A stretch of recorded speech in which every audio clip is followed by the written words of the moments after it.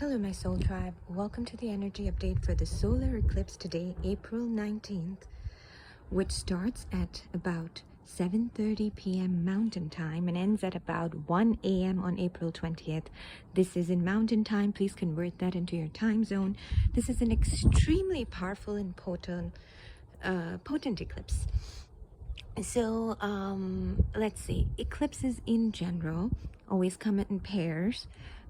The solar eclipse is usually followed by the lunar eclipse in about 2 weeks, and the time period between these two eclipses is known as the eclipse season.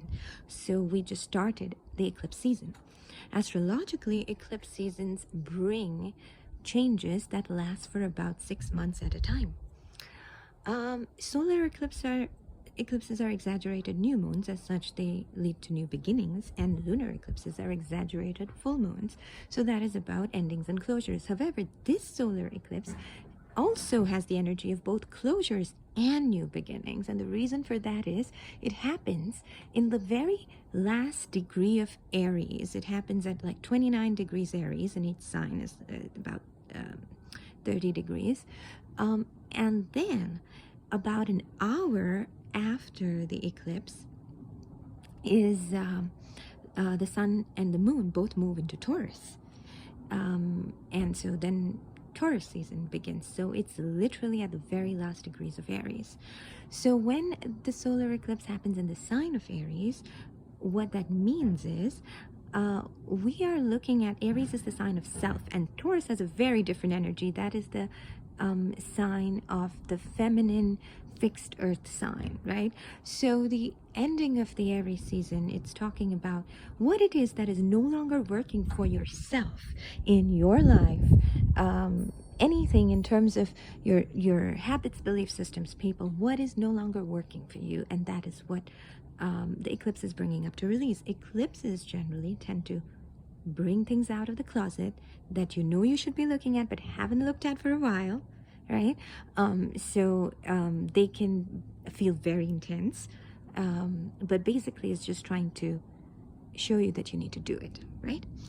And so that is what this eclipse is bringing up.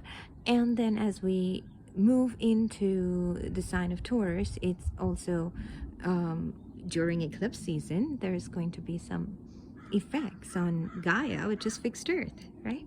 So which is why I decided to film this video in nature today, just really, connect with nature and Gaia and thank her, because we take so much of her for granted.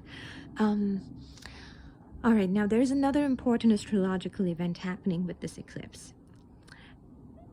This eclipse is when the sun and the moon move into Taurus 1 hour after the eclipse. It is directly squaring Pluto, which just moved into Aquarius. Now, in my last video, I spoke about how important it was about the move of Pluto in Aquarius, if you follow my videos. So feel free to like, subscribe, and follow. I tend to provide a lot of updates on important astrological portal days and a lot of other channeling updates, and there's a lot shifting in the environment these days, so it kind of helps one navigate the shifts. So when Pluto moved into Aquarius, Pluto, the planet that has a very powerful Big Bang influence of death and rebirth, and when Pluto moved from Capricorn to Aquarius, when it was in Capricorn, it was giving more intensity to the bigger structures, the big banks, the stock exchange and stuff like that, and the patriarchal structures that have been here for years. And now it's moving into Aquarius, so it's going to give more energy instead to community, forward thinking, technology, aviation, space technology, and the good of many over the good of the few. So that's what Aquarius is about. It's a very mental and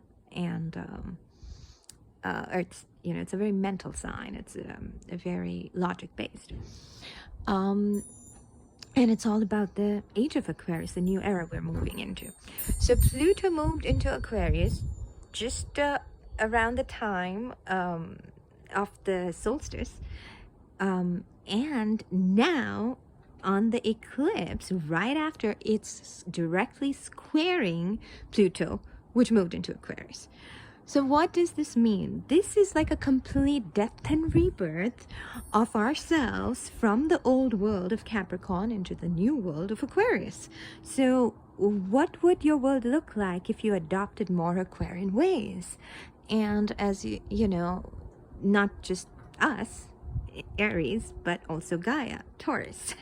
And what we do singly is also what will show collectively, right?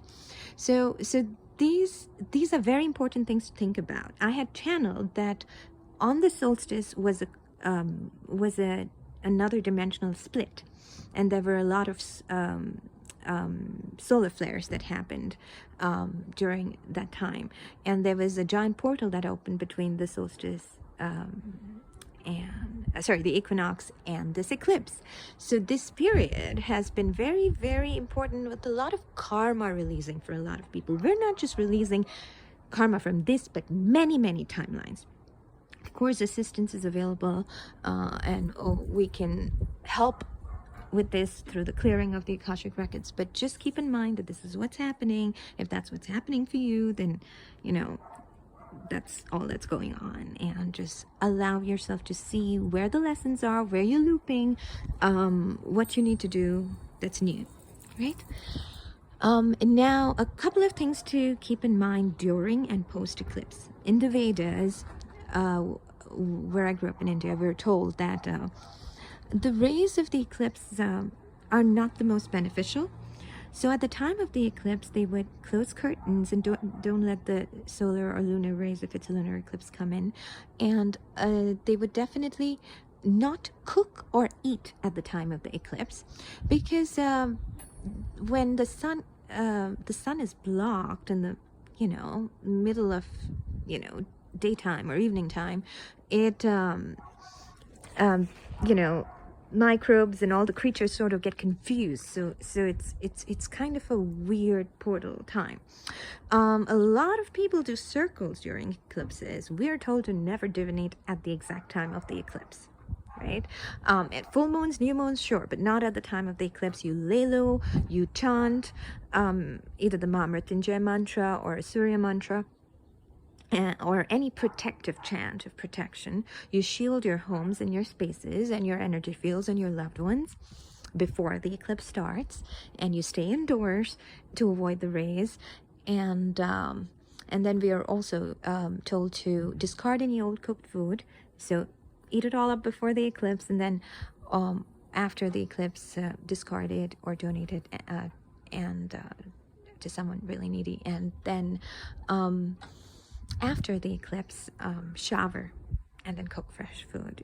And a few other things to do after the eclipse.